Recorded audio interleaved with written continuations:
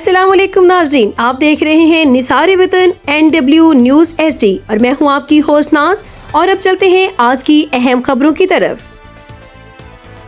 शफीक अहमद मुगल की रिपोर्ट के मुताबिक रहीम यार खान में पुलिस और मिलिट्री इंटेलिजेंस की मुश्तरका कार्रवाइयों के दौरान बड़ी कामयाबी हासिल कर ली गई। पंजाब हुकूमत की जानिब से 50-50 लाख रुपए के इनाम याफ्ता बदनामी जमाना डाकू जमील अंतड़ और इब्राहिम शहर ने सरेंडर कर दिया। DPO रहीम यार खान इरफान अली समो के मुताबिक अंधड़ गैंग के इंतहाई खतरनाक मुलजिमान ने हथियार डालकर खुद को कानून नाफिज करने वाले इदारों के हवाले कर दिया। DPO का कहना था कि कच्चा एरिया में जारी ऑपरेशन कामयाबी से जारी है और आखिरी डाकू के सरेंडर तक जारी रहेगा। DPO इरफान अली समो ने वाज़ेह किया कि रियासती रेट कायम करने और अवाम की जान और माल के तहफ़्फ़ुज़ के लिए पुलिस और एहसास इदारे मुकम्मल तौर पर पुरअज़्म हैं। इनका कहना था कि जिला भर बलखसूस कच्चा के इलाकों में जल्द अवाम को मुकम्मल पुरअमन माहौल मुयस्सर आएगा। DPO के मुताबिक सरेंडर करने वाले मुलजमान से कानून के मुताबिक सलूक किया जाएगा, जबकि कच्चा में मौजूद बाकी डाकुओं के पास सरेंडर के सिवा कोई महफूज रास्ता नहीं।